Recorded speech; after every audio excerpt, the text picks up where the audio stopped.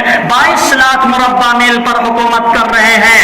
अमीर कैसर और किसरा का रोम का एक कासिर आता है, मदीना मनौरा आता है, मुसलमानों से पूछते हैं कि मुझे बताओ मुसलमानों का बादशाह कहाँ है, अमीरुल मोमिनीन कहाँ है। एक मुसलमान कहता है जाओ मस्जिद नबवी, वहां पर अमीरुल मोमिनीन मौजूद होंगे।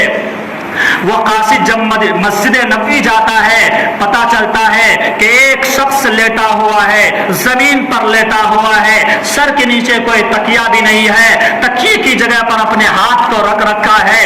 वो कासिद सोचता है कि अमीरुल मोमिनीन और मुसलमानों का खलीफा 22 लाख मुरब्बा मील पर हुकूमत करने वाला मस्जिद नबवी की कच्ची जमीन पर कैसे लेट सकते हैं। उसके लिए तो कोई बड़ी ऑफिस होगी, कोई ताजो तख्त मौजूद होगा। वो कासिद मस्जिद नबी से निकलता है, फिर मुसलमानों से पूछता है कि बताओ मुसलमानों का अमीरुल मोमिनीन कौन है, मुसलमानों का बादशाह और मुसलमानों का हाकिम कौन है, बताओ मुझे।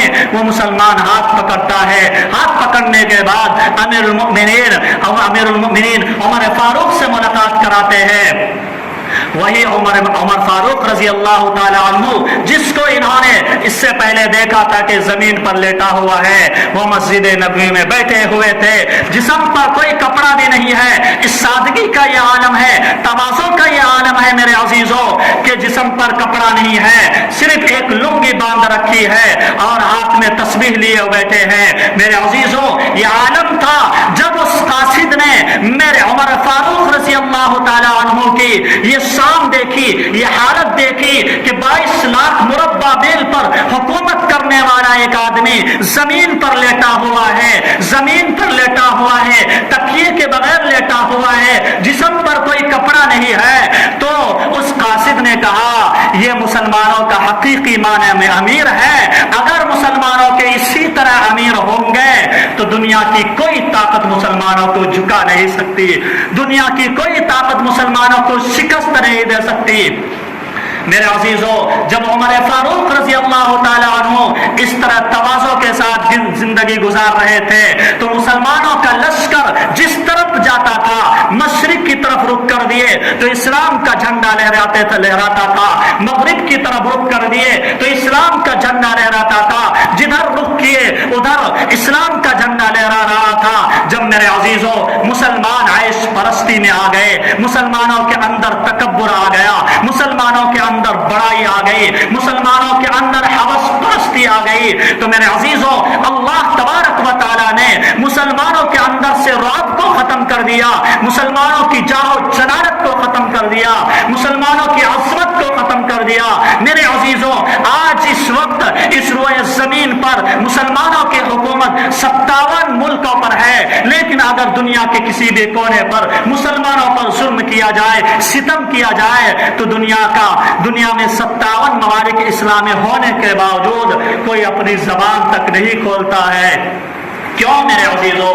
इस वजह से कि मुसलमानों के अंदर आयश परस्ती, माल से मोहब्बत, हरीसपन आ गया। इस वजह से मेरे अजीजों मुसलमान के जिल्लत में और मुसलमान सलील और रुस्वा होने लगे।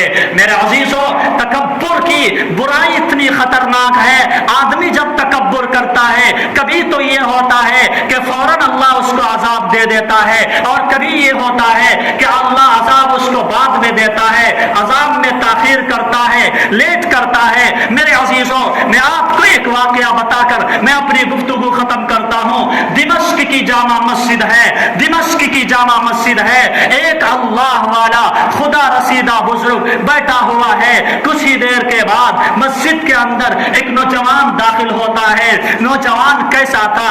हसीन था, जमील था। नौजवान की हाइट बहुत अच्छी थी, कदो कामत बहुत अच्छी थी। वो बुजुर्ग उस नौजवान को देखने लगा और बहुत ही ताज्जुब से देखने लगा। तो उस नौजवान की जब निगाह पड़ी उस अल्लाह वाले पर, तो उस नौजवान ने कहा, ए बूढ़े मियाँ, मुझे ताज्जुब से क्यों देख रहे हो? क्या मुझ पर तुझे ताज्जुब हो रहा है? तो उस अल्लाह वाले ने कहा, हाँ हाँ, मुझे तुझ पर ताज्जुब हो रहा है। तो उस नौजवान ने तकब्बुराना अंदाज में कहा, तकब्बुराना लहजे में कहा, तुझे क्या ताज्जुब हो रहा है? मेरे ऊपर پر تو اللہ کو بھی تعجب ہوتا ہے. نعوذ باللہ. یہ کہنا تھا کہ اس نوجوان کی ہائٹ کم ہونے لگی, اس نوجوان کی قد و قامت کم ہونے لگی, وہ حسین نوجوان اس کا حسن جاتا رہا, وہ خوبصورت نوجوان اس کی خوبصورتی جاتی رہی, اور وہ چند منٹوں میں, چند لمحوں میں وہ نوجوان بہت ہی چھوٹا ہو گیا.